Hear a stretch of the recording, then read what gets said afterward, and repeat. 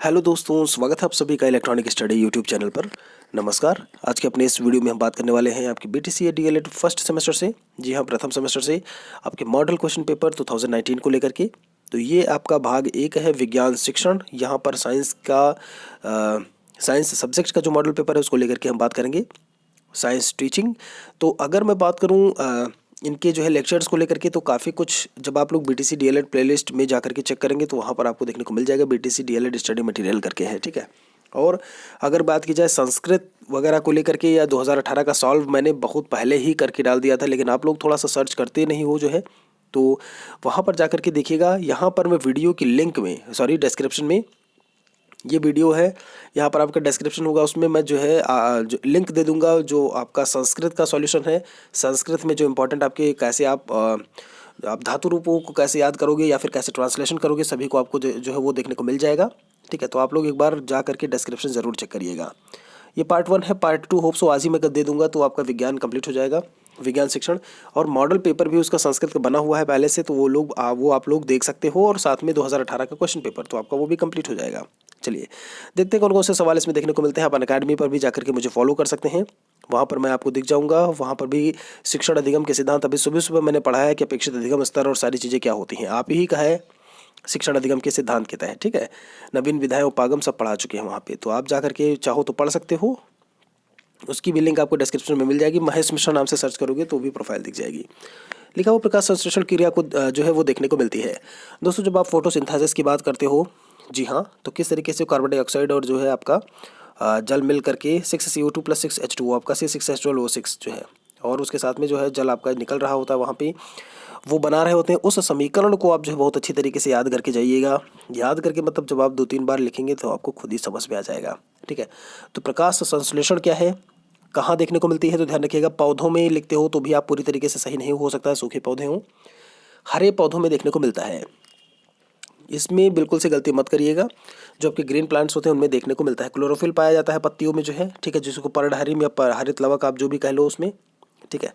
तो जो है क्लोरोफिल और सारी चीज़ें प्रोसेसेस जो होती हैं वो देखने को मिलती हैं आपका प्रकाश संश्लेषण की क्रिया में। नेक्स्ट आपका एपीकल्चर, यानी क्या होता है आपका एपीकल्चर के तहत, वो होता है मधुमक्खी पालन। देखिए यहाँ पर लिखा हुआ है मधुमक्खी पालन जो है देखने को मिलता है जब आप एपीकल्चर की बात करते हो। चेहरे में हड्डियों की संख्या 14, जी हाँ, चेहरे में जो हड्डियों की संख्या है वो 14 होती है। 1 गज कितने फीट के बराबर होता है, ध्यान दीजिएगा। अभी 2018 में जो पूछा गया था वो भी आपका इसी में सवाल दिया हुआ है।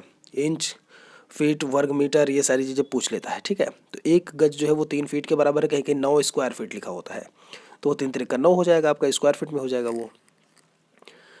पौधों में जल व खनिज लवणों का संवहन, यानी कि जो वाटर होती है और जो मिनरल्स होते हैं उनको ले जाने का काम कौन करता है, तो वो जाइलम करता है।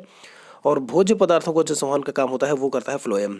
जाइलम, फ्लोएम, इनका नाम बहुत अच्छी तरीके से याद रखिएगा। कैसे ध्यान रखना है, जाइलम जा है, जल है, तो जब जाइलम से आपका जल और खनिज लवण हो गए तो आपका जो रेस्ट बचा वो क्या है आपका फ्लोएम, जो कि भोज्य पदार्थों का संवहन कर रहा होगा। भाई 2 ही चीज़ें होती है ना, खाना और पानी। तो खाना आपका जब पानी यानी कि जल आपका जाइलम ले गया, फ्लोएम आपका भोज्य पदार्थ ले जाएगा। उम्मीद करते हैं आपको चीज़ें बहुत अच्छे से समझ में आ रही होंगी। आगे देखते हैं इसमें। परजीवी पौधे होते हैं जो पैरासाइट होते हैं, उनके एग्जांपल्स कुछ लिखे हुए यहाँ पे। अमरबेल, रफलेसिया है आपका सबसे बड़ा पुष्प जिसको आप बोलते हो चंदन, ये सारे जो है आपके परजीवी में देखने को मिलते हैं। परजीवी मतलब दूसरे के ऊपर जो है वो जीवित रहते हैं, खुद भोजन का निर्माण नहीं करते, ठीक है, पैरासाइट होते हैं आपके। अमरबेल को देखिए किस तरीके से आपको देखने को मिलेगा वो, ठीक है।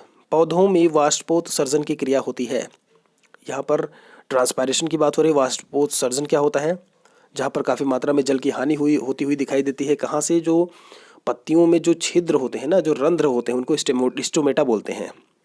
तो जो वाष्पोत्सर्जन की जो क्रिया होती है, भाई पानी कहीं से तो निकलना चाहिए ना। हमारे शरीर में भी इतने माइक्रोस्कोपिक जो है छिद्र देखने को मिलते हैं जो हमारी स्किन होती हैं। जो पसीना निकलता है ऐसे थोड़ी नहीं निकलता, उन्हीं छिद्रों के माध्यम से निकलता है, ऐसे पत्तियों में भी देखने को मिलता है, वो स्टोमेटा होता है आपका। क्या है स्टोमेटा, इसी को पर्ण रंध्र बोलते हो, और इन्हीं से जो है जल जो है वो जल की हानि होती रहती है। वाष्पोत्सर्जन की जो क्रिया है पौधों में देखने को मिलती है, ध्यान रखिएगा। वाष्पीकरण मत लिख दीजिएगा इसको, वाष्पीकरण आपका अलग होता है, वो आपका किसी जल राशि की बात हो गई, नदी, समुद्र, इन सब में जो है वाष्पीकरण देखने को मिलेगा। वाष्पोत्सर्जन पौधों में ही देखने को मिलता है।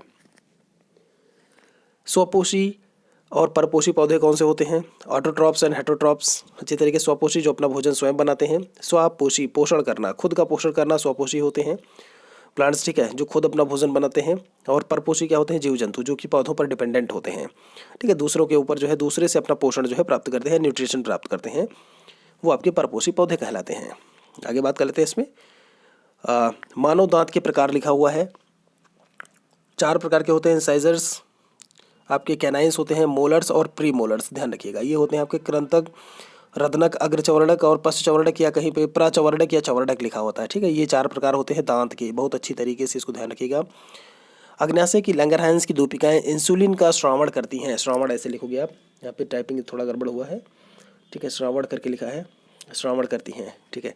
इंसुलिन किसका श्रावण करती हैं? आपके क्वेश्चन पेपर में पूछा जा चुका है, इसको आप जरूर पढ़ के जाएंगे, मतलब इन क्वेश्चंस को तो आपको पढ़ के जाना ही जाना है। इसके अलावा आप जितना कवर कर पाए, पार्ट 2 तो मैं बताऊंगा भी, क्योंकि उसमें वेरी शॉर्ट और शॉर्ट टाइप के क्वेश्चन अभी बाकी हैं। ये काफ़ी कुछ आपके जो ऑब्जेक्टिव है मैं उन्हीं को लेकर के भी बात कर रहा हूँ, तो उनको आप ज़रूर इनको आप ज़रूर पढ़ के जाएंगे। उसके अलावा आप जो चाहे पढ़ सकते हैं एक्स्ट्रा, अगर आपके पास समय है तो, ठीक है। चलिए आगे बात कर लेते हैं। ये तो हो गया। फिर बात आती है भोजन संचयन हेतु अपस्थानिक जड़ का रूपांतरण है। सीधा सीधा पूछा गया था आपका जो है 2015 में कि भोजन के संचयन के लिए जो अपस्थानिक 2 प्रकार की जड़ें होती है आपकी, मोसला जड़ें, अपस्थानिक जड़ें, ठीक है। और भी प्रकार हो सकता है देखने को मिले, मुख्यतः 2 होती हैं। उसमें जो कंदगुच्छ है जड़ का रूपांतरण देखने को मिलता है। इस शब्द को याद रखिएगा, कंदगुच्छ।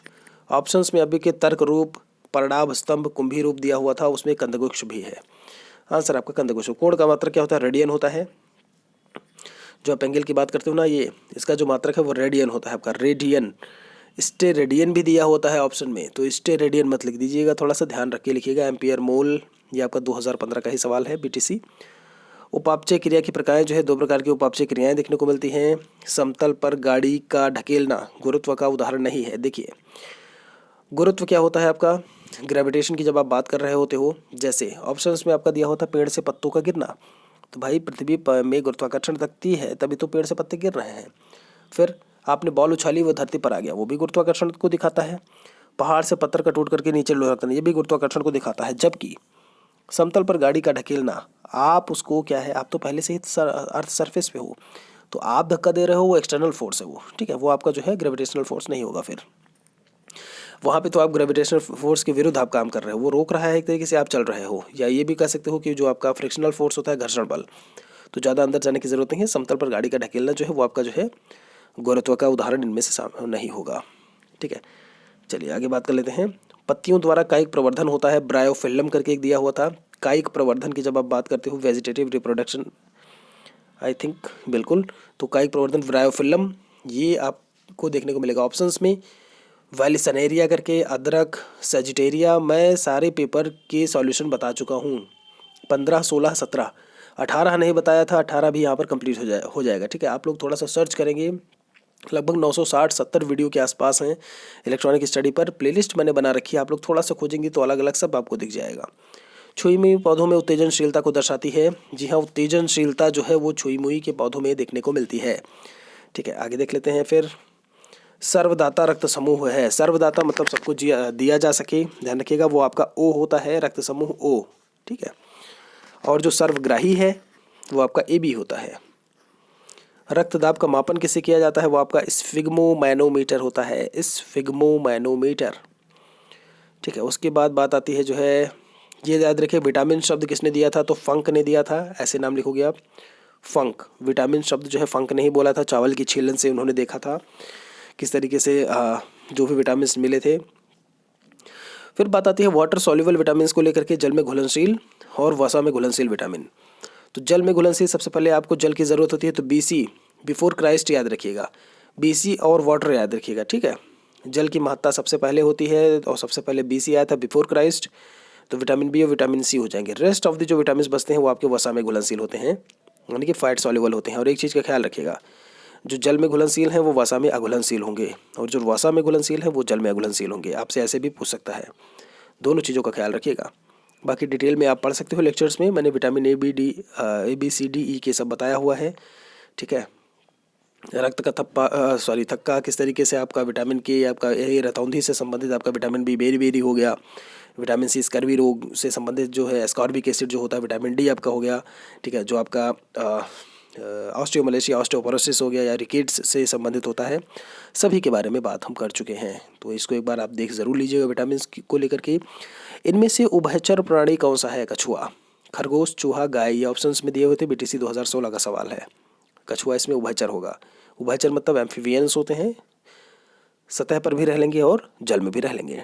टांका, जी हाँ, ये लिखा हुआ है आपका ऐसे, TAANKA, ये इंग्लिश में है टांका, हिंदी में ऐसे ही। ये क्या होता है?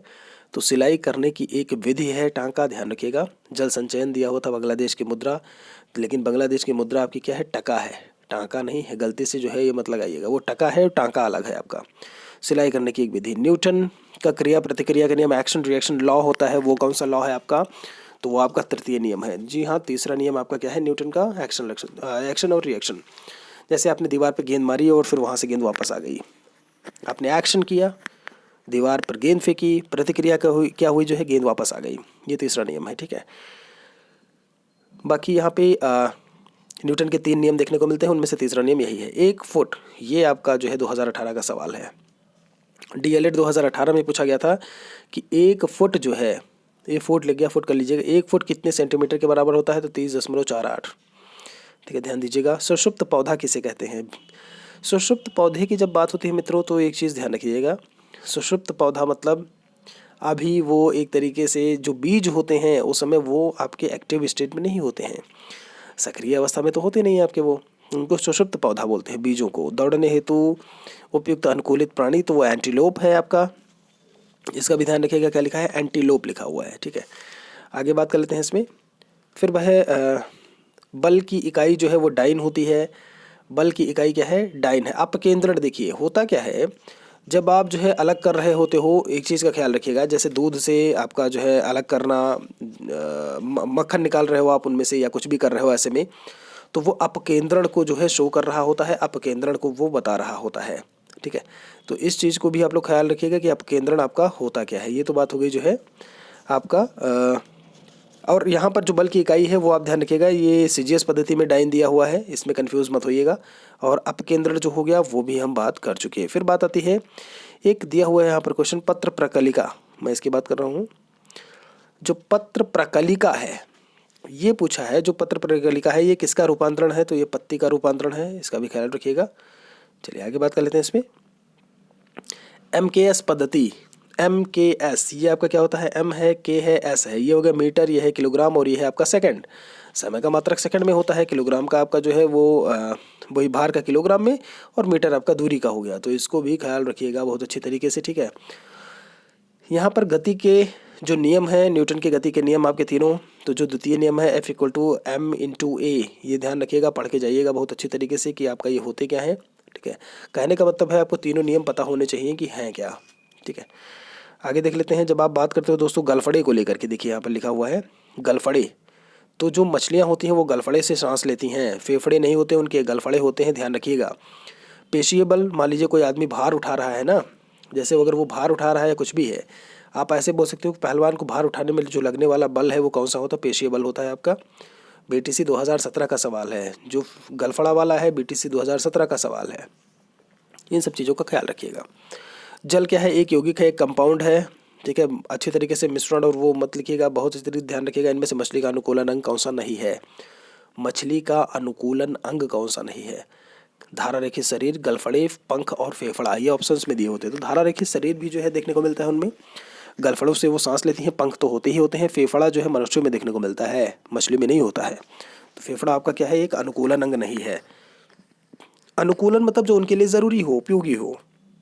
देखिए वाष्पीकरण लिखा हुआ है दोस्तों। जब आप बात करते हो वेपराइजेशन को लेकर के, तो वाष्पीकरण में क्या होता है कि कोई भी जल राशि है या कुछ भी है, वहाँ से कोई भी चीज़ आप गर्म कर रहे होते हो या जो भी चीज़ है, तो वो क्या होता है, पानी जो है भाप बन के उड़ जाता है, जो ठोस पदार्थ है वो रह जाता है। तो 2016 बीटीसी और 2017 दोनों में आपका पूछा गया था कि कौन सी विधि से जो घुलनशील ठोस पदार्थ होते हैं उनको जो है द्रवों से अलग किया जा सकता है। तो यही है वाष्पीकरण। आप जो है गर्म करिए भाप बन के पानी उड़ जाएगा, ठोस पदार्थ आपका जो है वहाँ पर रखा रह जाएगा। सजीव और निर्जीव किन्हें कहते हैं? जी हाँ, सजीव जिनमें वृद्धि, पोषण, श्वसन क्रिया, प्रजनन ये सारी चीज़ें देखने को मिले, अच्छे तरीके से आप जानते हो।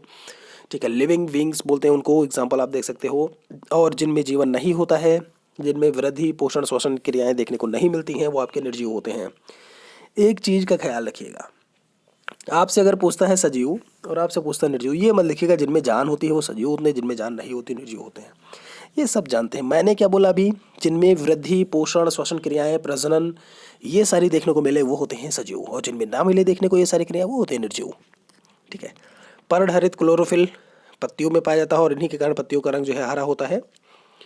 जड़ के दो प्रकार, मूसला और अपस्थानिक जड़ें, बात कर चुके हैं। परागकण में गुणसूत्रों की संख्या तो अलग अलग है आपका। आलू में जैसे 48 देखने को मिलते हैं। ठीक है। यहाँ पर जो है 23 जोड़े आपके, 23 दूना 46 जो है। चलिए, मक्के में कितना है आपका? 20 है। टमाटर में आपके 24 हैं। तो दोस्तों यहाँ पर फिलहाल यहीं पर रुकते हैं। आपका पार्ट 1 जो है यहाँ पर कंप्लीट होता है। पार्ट 2 आपको जो है पूरी तरीके से शाम तक मिल जाएगा देखने को। जितनी चीज़ें मैंने बताई हैं थोड़ा सा जा करके आप डिटेल में ज़रूर देख लीजिएगा उनके बारे में। आपके अभी काफ़ी क्वेश्चंस बचे हुए हैं। वेरी शॉर्ट को लेकर के बात की जाए या फिर शॉर्ट टाइप के, तो पूरा पूरा आपका बचा ही हुआ है। ठीक है। और आप एग्ज़ाम में लिखोगे कैसे उसके बारे में मैं एक वीडियो में बता दूंगा, उसके लिए परेशान ना होइएगा। और लेकिन यहाँ पर डिस्क्रिप्शन में ऐसे, ये आपका वीडियो है, ये नीचे वी टाइप का होगा, इस पर क्लिक करेंगे तो आपको डिस्क्रिप्शन दिखेगी। यहाँ पे जाकर के आप ज़रूर चेक कर लें। बहुत इंपॉर्टेंट जो है चीज़ें आपको देखने को मिल सकती हैं संस्कृत से रिलेटेड या आपके आप जो भी और सब्जेक्ट है कंप्यूटर वगैरह से।